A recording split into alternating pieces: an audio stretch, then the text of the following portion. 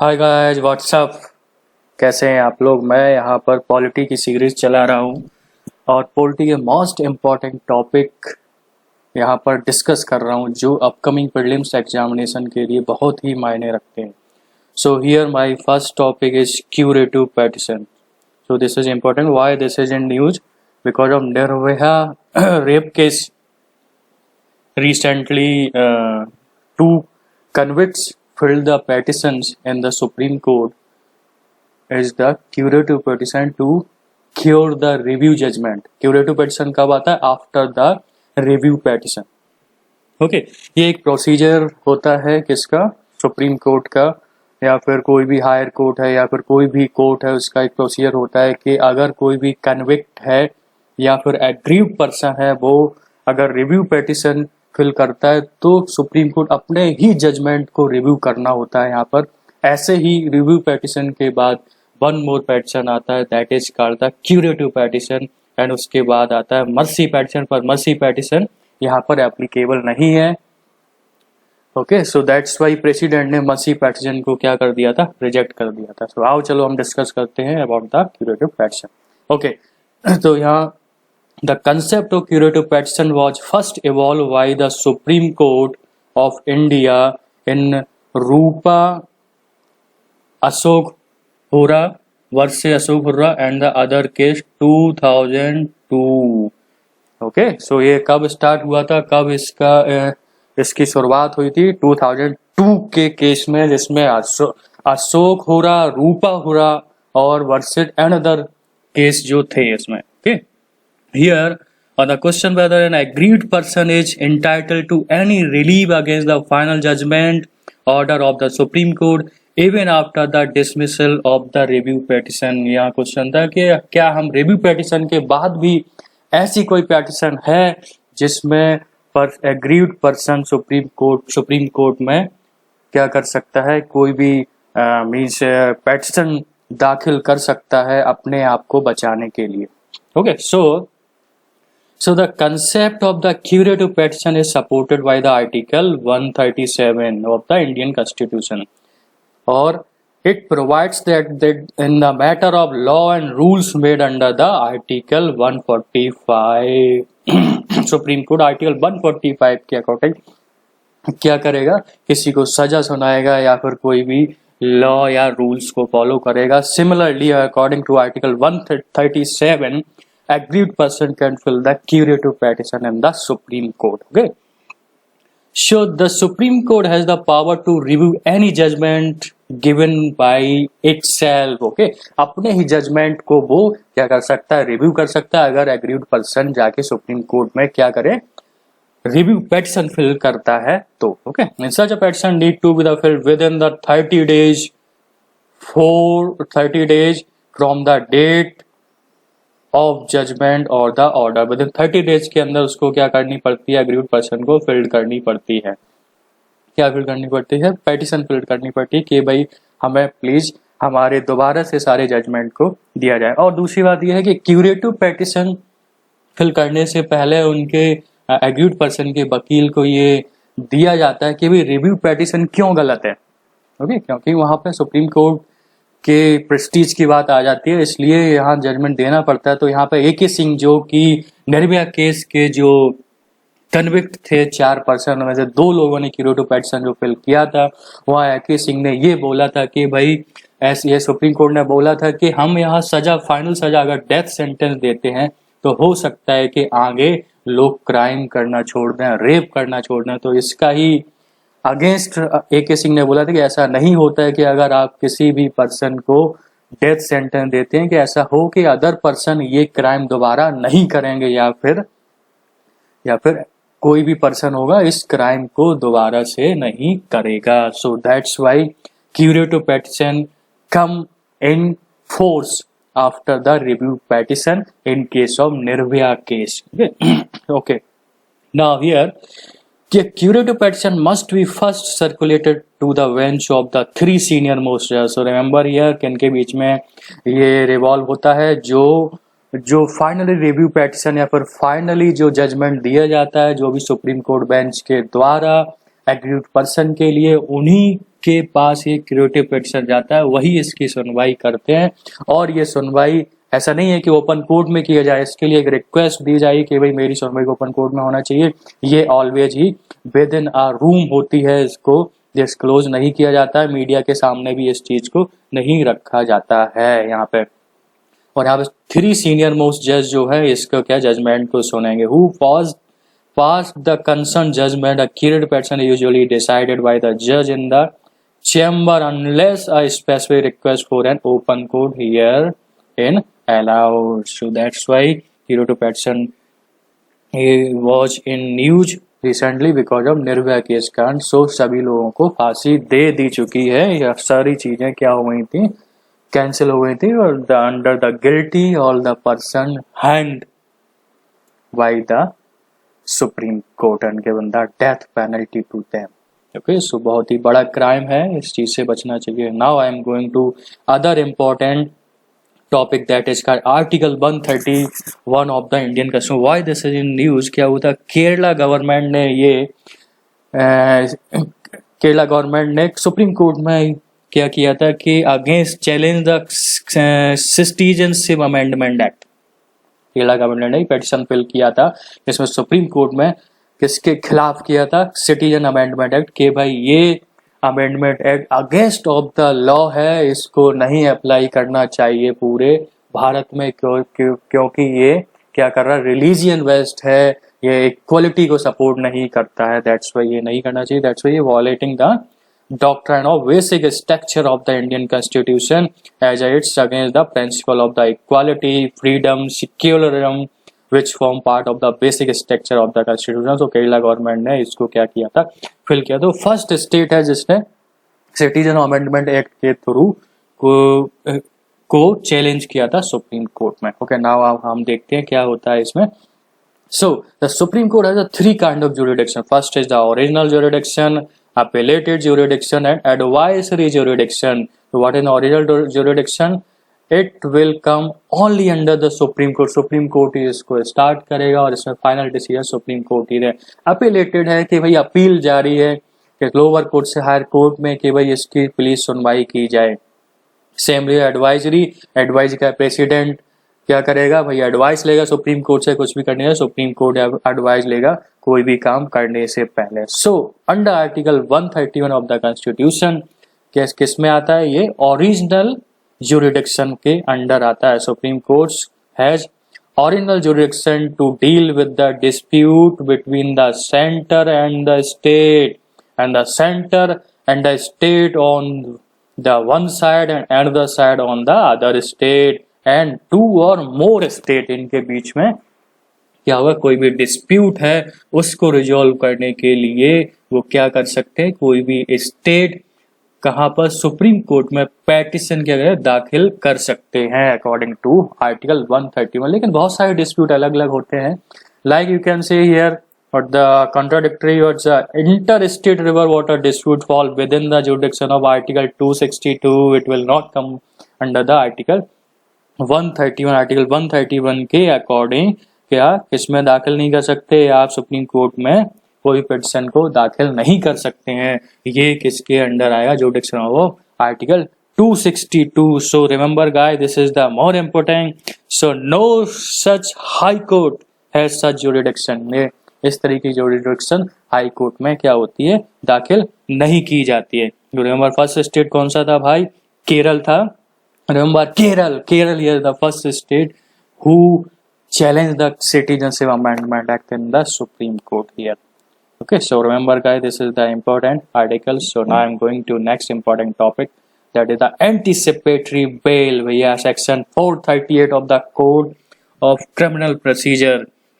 यहाँ क्या हुआ कि कोई भी एग्रीड पर्सन है वो क्या करेगा भाई, दोबारा से एंटीसिपेटरी बेल, अगर उसने नॉन वेलेबल कोई भी क्राइम किया है, कोई भी ऑफेंस उसने नॉन वेलेबल किया है जिस पर बेल नहीं मिल सकती है, उसके बाद भी he may apply to the high court और the court of session for direction under this section. Remember ये कहाँ कर सकता है, हाई कोर्ट और द सेक्शन कोर्ट। ओके, इसमें क्या करेगा कि कोर्ट देखेगा कि भाई इफ इट थिंक फिट अगर उन्हें लगता है कि भाई हाँ फिट है, तो direct that in the event of such arrest he shall be released on the bail. So remember here, किसमें एंटिसिपेटरी बेल आता है? Section 438 of the criminal procedure code के अंदर ये एंटिसिपेटरी बेल आता है।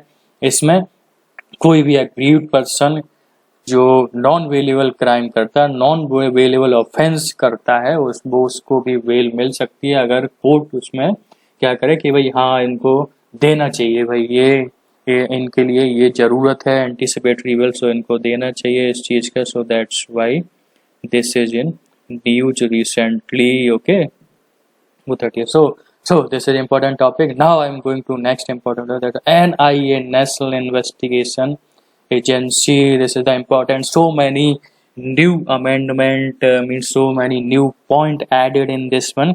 NIA, National Investigation Agency Act 2019 here. Okay. So what is the NIA? How came this is? Okay. The P Chidambaram उस समय जब होम मिनिस्टर थे, उस समय जब 26/11 Mumbai terrorist attack was happened here and was passed in parliament with very little opposition. तब क्या हुआ था? It's the function for counter terror agency. क्या फंक्शन था एनआईए का? Counter terror agency. ठीक है, it gives the NIA power to take suo motu cognizance of terror activity. कि पहले से ही अगर तो आपको अगर किसी पे शक भी हो रहा है तुरंत कस्टडी में लो उसको, activity in any part of India, any part here का। दिस इज द मीन्स जो फर्स्ट था, फर्स्ट में जो 2016 और 11 मुंबई अटैक के थ्रू जो एनआईए एक्ट आया था, ठीक है, ओरिजिनल जिसको बोलते हैं ओरिजिनल एनआईए एक्ट, उसमें कहा था पूरे इंडिया में ये कहाँ पे भी परमिट था, कहीं पे भी जाके आप किसी को भी इन्वेस्टिगेट कर सकते हैं, कोई भी पीपल को अरेस्ट कर सकते हैं, कोई भी स्टेट में भी जा सकते हैं without permission from any state. जबकि सीबीआई के लिए तुम्हें स्टेट से परमिशन लेनी पड़ती, पर यहाँ एनआईए के थ्रू आपको परमिशन नहीं लेनी है। No, now what are the change made in this act according to 2019 NIA act? Change in the type of offences that NIA can investigate and prosecute. Under the existing Act, NIA can investigate offences under Acts such as Atomic Energy Act 1962, Unlawful Activity Prevention Act 1967. The latest amendment will enable the NIA additionally investigating offences related to human trafficking. Remember here, counterfeit currency, manufacture or sales of prohibited arms, cyber terrorism, and offense under the Explosive Substances Act 1900 Act. here remember guys, these क्या हुई है, इनको यहाँ पे add किया गया। किसको add किया गया है? फर्स्ट ह्यूमन ट्रैफिकिंग को ऐड किया गया है अकॉर्डिंग टू एनआईए एक्ट 2019। दूसरा क्या है? काउंटर फिट करेंसी, और कहीं भाई फेक करेंसी का सर्कुलेशन हो रहा है, इसके थ्रू भी manufacturing of sales of prohibiting arms जहाँ पे भी मीन्स हथियार वगैरह जहाँ पे जो प्रोहिबिट है वहाँ मैन्युफैक्चर किए जा रहे हैं, सेल किए जा रहे हैं। या साइबर टेररिज्म, यहाँ पे ट्रोजन अटैक हो रहा है अपने एजेंसी के यहाँ कंप्यूटर एजेंसी पर। Okay, here and offence under explosive substances like RDX, all these thing at 90 ये these things added due to the NIA Act 2019. Yes, so remember guys. So next point, amendment gives NIA officers the power to investigate offense committed outside India. Remember this added in new amendment act 2019 कि भाई outside of India भी वो क्या investigate कर सकता है, but उसको remember रखना पड़ेगा international treaty और and the domestic law of the other country, वहाँ के law को follow करते हुए, मद्देनजर रखते हुए ये अपने इन्वेस्टिगेशन को इंडिया के बाहर भी क्या करेंगे, जारी रखेंगे। Okay, so the existing act allow the centre to constitute special court for NIA. पहले जो था, इससे पहले जो एनआईए एक्ट था उसके थ्रू क्या करेगा, सेंट्रल गवर्नमेंट एक स्पेशल कोर्ट को कंस्टिट्यूट करेगा फॉर एनआईए के लिए, but amendment enables the central government to designate sessions court और special court for such trials. क्या कर सकता है यहाँ पे, वो सेशन कोर्ट या फिर स्पेशल कोर्ट को भी अरेंज कर सकता है यहाँ पर। सो remember guys, this is the important, okay, truly just, oh, remember this is a truly federal agency in the country along the lines of the FBI in US and more powerful than the CBI. Remember ये totally क्या है, federal agency है। जैसे USA में कौन सी है, FBI, उसी तरीके से ये भी एक एजेंसी है यहाँ पे। Remember guys, this is the important NIA और भी देख सकते हैं हम लोग। Now I am going to next other most important topic. Remember what I told in this, and now this is UPA Act, Unlawful Activity Prevention Act 1967 को भी 2019 में क्या किया गया, अमेंडमेंट किया गया। Some new point was added in UPA 1967. Okay, then in 1967 what the criteria for the terrorist organization, कि भाई सेंट्रल गवर्नमेंट किसको कह सकती है कि भाई ये टेररिस्ट एक्टिविटीज में इन्वॉल्व है, ये टेररिस्ट ऑर्गेनाइजेशन है, अगर वो करते हैं प्रमोट और participate in act of terrorism. अगर वो प्रमोट कर रहे हैं फिर उसमें पार्टिसिपेट कर रहे हैं। केरल से बहुत सारे लोग क्या गए, ISIS में इन्वॉल्व हुए हैं। So we can say, and बहुत सारी एक्टिविटी जम्मू कश्मीर में रिसेंटली हुई हैं। उसके लिए ये अमेंडमेंट को क्या किया, इसमें अमेंडमेंट किया गया है। अदर पॉइंट का प्रिपेयर्स फॉर टेररिज्म, अगर कोई सीधा प्रिपरेशन भी कर रहा है टेररिज्म की या बनने की, उस समय भी हम उसको टेररिस्ट क्या घोषित कर देंगे। प्रमोट्स टेररिज्म, अगर वो प्रमोट कर रहा है टेररिज्म को, involve in the terrorism.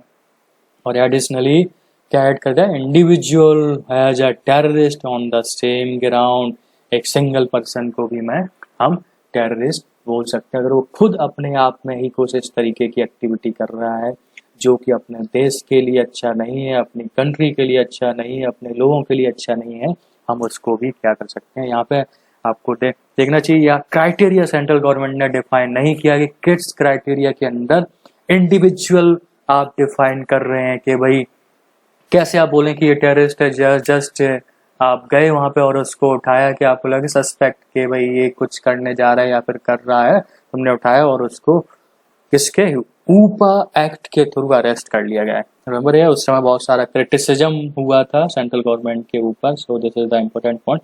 Now क्या और अमेंडमेंट किए गए हैं वो देखिए, क्या ऐड किया गया है अमेंडमेंट एक्ट के through. If the investigation is conducted by the officer of the NIA, the approval of the DG of NIA would be required for seizure of such property. उसकी प्रॉपर्टी को seize करने के लिए DG of NIA के officer का requirement थी, जबकि ऊपा act 1967 के तहत DG ऑफ पुलिस के क्या थी, परमिशन की रिक्वायरमेंट थी। पर यहाँ ऐड किया गया कि NIA का जो DG हो वो वहाँ पे क्या कर देगा, परमिशन दे सकता है उसकी प्रॉपर्टी को सीज करने के लिए। Now here under Rights Act, investigation of case may be conducted by the officer of the deputy superintendent और ACP और above। इससे ऊपर ही क्या कर सकते हैं, वहाँ पे इन्वेस्टिगेट कर सकते हैं। पर अमेंडमेंट में क्या एडिशनली ऐड किया कि और कोई भी ऑफिसर NIA क्या रैंक ऑफ इंस्पेक्टर और एबव है वो इन्वेस्टिगेट कर सकता है। सो रिमेंबर हियर, कौन कर सकता है NIA का, जो या तो रैंक ऑफ DSP और रैंक ऑफ ACP उससे ऊपर हो पुलिस सर्विसेज से, या फिर NIA में कोई भी इंस्पेक्टर के पद पर पदस्थ हो वो भी इन्वेस्टिगेट कर सकता है। Okay here, so remember here this is the important हो। Amendment Act adds another treaty to the list, that is the International Convention for Suppression Act of Nuclear Terrorism 2005। ये भी इसमें क्या ऐड किया गया है, जबकि पहले क्या था इसमें, पहले बहुत सारी चीजें भी इन्वॉल्व थी जिसको हम scheduled means we can say investing process उस समय जो थी, मीन्स इंटरनेशनल ट्रीटी को भी इसमें ऐड किया गया न्यूक्लियर टेररिज्म के अंदर। और सो दिस इज 2005 एक्ट था इसका न्यूक्लियर टेररिज्म। पहले भी बहुत सारी क्या ट्रीटीज थी जो इसको क्या फॉलो कर रहा था। One more added in this one, so this is the important things. So now I am going to next topic, that is also the most prevention of damage to public property act. UP में बहुत सारा चला है, उत्तर प्रदेश का बहुत ही hot topic था ये। So many people means arrested there and sent to the jail for damaging the public property when the riots was happened there. So what is according to this? What means happened? Why this is new? Because of UP में जो भी some charges applied on the people because of they involved in the damaging the public property. So according to here. These noted, the administration has said it derives such power on the basis of Allahabad High Court order of December 2010. Okay, in Mohammed Sahuddin versus State of Uttar Pradesh. According, मतलब इस high court का judgement था, इस पर तहत इसके तहत ही हम क्या किसी को भी prevention of damage to public property act के थ्रू क्या कर सकते हैं, अरेस्ट कर सकते हैं। यहाँ समझिए, it punishes anyone who commits mischief by doing any act in respect of the public property with jail term of up to 5 year and fine or both। दोनों हो सकता है, 5 साल की सजा हो सकती है अगर कोई पब्लिक प्रॉपर्टी को डैमेज करता है, और उस पर फाइन लगाया जा सकता है, और दोनों ही एक साथ भी हो सकते हैं। According to provision of this law can be coupled with those under the Indian Penal Code। So remember guys, this is also the important prevention of damage to public property Act 1984। कितने साल की सजा होती है? 5 साल की, fine होता है, दोनों भी एक साथ। कहाँ से इसको अप्लाई कर सकते हैं? Apply Allahabad high court order of December 2010। So now I am going to most important topic, that is the POCSO Act। So here union government ने क्या किया है कि some new things added here। Okay, so we according to POCSO Act 2019, Union Cabinet approved amendment to strengthen the POCSO Act by including death penalty for aggravated sexual assault on the children। Okay, so यहाँ क्या किया गया है? Sexual assault की definition को increase किया है, और उसको कौन सी सजा सुनाई जाएगी? Death penalty. ठीक है, अगर वो बहुत ही ज़्यादा क्या है इन्वॉल्व है किसी भी चाइल्ड के साथ सेक्सुअल असल्ट में, तो उसको डेथ पेनल्टी दी ही जाएगी। So the amendment define child pornography and make it's punishable. It's definitely होना भी चाहिए ऐसा। It provides that those who use a child for pornographic purpose should be punished with imprisonment up to the 5 year and fine। However, in the event of a second subsequent, अगर उसको पहले कर दिया गया उसके बाद भी वो दोबारा वही काम करता है, तो उसके लिए क्या होगा? 2 साल की सजा और बढ़ा दी जाएगी। कितने साल की सजा? 7 year and fine year होगा। अगर वो पहली बार बच्चों को मतलब उकसा रहा है या फिर पोर्नोग्राफिक बनाने के लिए उसको मतलब मेंटली टॉर्चर कर रहा है, तो उसको 5 साल की, अगर उसी का अगेन दोबारा वही काम करे तो उसको 7 साल की सजा और फाइन मिलेगा। So the act seeks to enhance punishment for sexual offences against children. Okay, so here what is the age of children? Is the 16 year of age. So you can remember here ये अलग अलग act में अलग अलग child की as को define किया गया। अगर आप रिमेम्बर होगा आपको, राइट टू एजुकेशन एक्ट में कहाँ तक थी? 6 to 14 year age of the child माना गया था, और यहाँ पॉक्सो एक्ट में कितना मान रहे हैं? 16 year of age. Okay, so remember offensive against children with provision of death penalty increase करा। अगर कोई भी ऑफेंस चिल्ड्रन के अगेंस्ट हो रहा है, सेक्सुअल ऑफेंस अगर चिल्ड्रन के अगेंस्ट हो रहा है, तो वो क्या होगा? डेथ पेनल्टी के अंदर उसको कंसिडर किया जाएगा। So here preventive sexual assault on a child below 16 year of age would be punished with imprisonment up to 20 year with might extend to life imprisonment as well as fine। ये 20 year से extend भी कर दिया जाएगा और fine भी देना पड़ेगा उनको। So remember here, this is the important things। Now I'm so that's why this is the important POCSO Act। Remember 2 point आपको remember रखना है। क्या न्यू पॉइंट ऐड किया? डेथ पेनल्टी ऐड की है। सो ईयर तो पहले ही था। सेक्सुअल ऑफेंस की डेफिनेशन को इंक्रीज किया गया है। So remember guys everything. Now I am going to most important topic and last topic is 50th Finance Commission। Okay, who is headed by 50th Finance Commission? N.K. Singh headed this Finance Commission। So So this recommendations would be applicable for the period of 2020 to 25. So why this is in news, actually you can see in this, या 15 finance commission ने क्या दिया, report दिया last की जो भी. सो वो report में इन्होंने लिखा हुआ है कि that the economy is in a downward spiral and hence it is difficult to make calculation for growth and related projection. So this make it difficult to distribute resources between center and the state.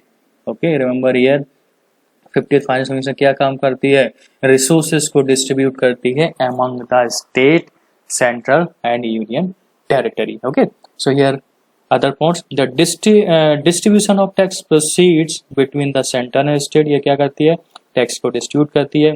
Principal governing grant in aid to the state. अगर कोई grant provide किया जाता है तो कौन monitor करता है इसको, 50th फाइनेंस कमीशन ही मॉनिटर करती है.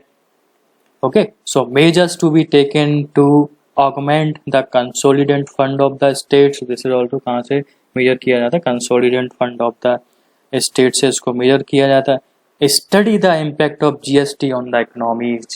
तो 50 फाइनेंस कमीशन क्या करता है, सिर्फ स्टडी करता है, GST को डिस्ट्रीब्यूट नहीं करता है. Okay, so remember here only the study the impact of GST on the economy. Okay, or here also the provision of revenue deficit grant should there. Okay, ये क्या करता है कि should there be a provision of revenue deficit grant. इसको भी यह 50th finance commission अपने document में रिव्यू करता है. So here the review the impact of 40th finance commission recommendation on the physical position of the center.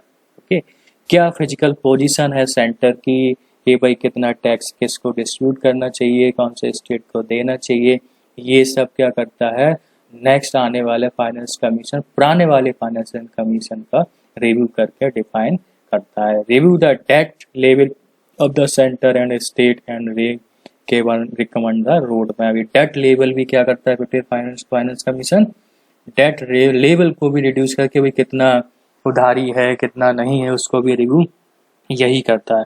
And recommend the performance-based incentives for the state based on their efforts to control population, promote ease of doing business, and control expenditure on the populist measure among others. समझे, बहुत ही important 50th finance commission है. ये हमेशा recommend करती है कि अगर कोई स्टेट अच्छा काम कर रहा है तो उसको प्रमोट भी करती है, इंसेंटिव भी प्रोवाइड कराती है उस स्टेट को, एंड अगर वो पॉपुलेशन को कंट्रोल करता है, इजी ऑफ डूइंग बिजनेस को इम्प्रूव करता है, कंट्रोल द एक्सपेंडिचर खर्चे को कंट्रोल करता है, तो ये इंसेंटिव भी उन स्टेट को प्रोवाइड कराती है. सो इसमें एक चीज 50th फाइनेंस कमीशन में एक और चीज ऐड की कि वो पहले 42% ड्यूरिंग द 2015 to 20 सेंटर और स्टेट के बीच में डिस्ट्रीब्यूशन होता था, लेकिन अब ये क्या करते हैं, devolution of the tax to state decrease कर दिया है 1% से. ही कितना कर दिया 2021 के लिए 41% फॉर द 2021. तो 1% decrease is to provide for the newly formed union territory of Jammu Kashmir and the Ladakh for the resources of the central government. Okay, तो यहाँ पे shares of the state in the central taxes में क्या किया है, reduce किया. कितना रिड्यूस किया, 1% से रिड्यूस कर दिया है यहाँ पे, क्योंकि ये जरूरी था कि नया जो form union territory with legislature और विदाउट लेजिस्लेचर जो यूनियन टेरिटरी फॉर्म हुई है उनके लिए 1% का प्रोविजन रखा गया. So guys, learning here, remember everything. Thank you guys, thank you very much.